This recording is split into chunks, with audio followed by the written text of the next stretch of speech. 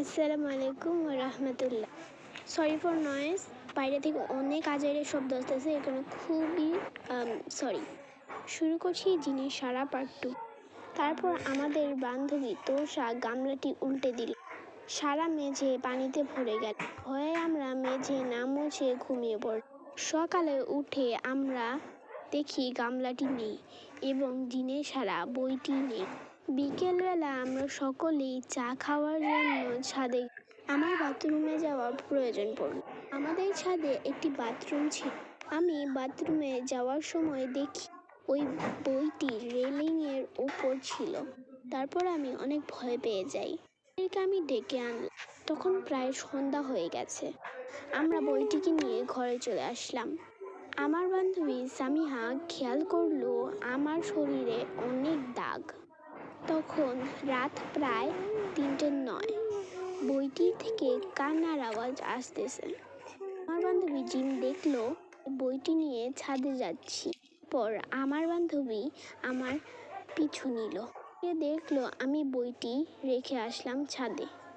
তারপর আমি বইটি রাখার সাথে সাথে অদৃশ্য হয়ে গেলাম। আমার বান্ধবী জিম সাথে সাথে অনেক ভয়ে রুমে দৌড়ে গেল এবং সে রুমে যেয়ে দেখে যে আমি তো ঘুমিয়ে আছি। তৃতীয় পার্টের জন্য সকলেই অপেক্ষা করুন আর কমেন্ট করুন। আর যারা এখন পর্যন্ত কিন্তু 1 পার্টটা দেখেননি তাড়াতাড়ি করে দেখে আসুন, নাহলে কিন্তু আপনারা এই পার্টে কিছুই বলবেন না। আর হ্যাঁ, এই ঘটনাটা কিন্তু সত্যি সত্যি আমাদের বন্ধুদের সাথে ঘটেছিল। এখন আমরা নিজেদের বাসায় আছি, তাই আমরা এখন আর কোনো ফ্ল্যাটে থাকি না। আর ওই দিনটা আমাদের ফ্ল্যাটের শেষ দিন ছিল, মানে আমরা ওই ফ্ল্যাটের শেষ দিন ছিল আর এই দিন ঘটছিল ওইগুলা।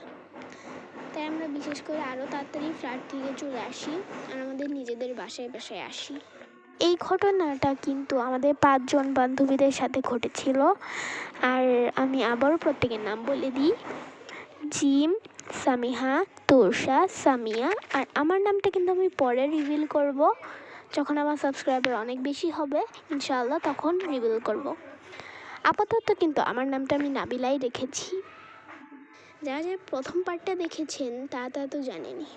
আর আমি আবারও সরি বলে নিচ্ছি, কেননা আমার আশেপাশের অনেক সমস্যা, অনেক শব্দ শোনা যাচ্ছে, কেননা আমাদের বাড়ির পাশে একটি বিল্ডিংয়ের কাজ চলছে, তাই আসলে এরকমটা হচ্ছে। যাই হোক, তো আজকের মতন এ পর্যন্ত এবং দ্বিতীয় পার্টের জন্য কমেন্ট করুন। আল্লাহ হাফেজ।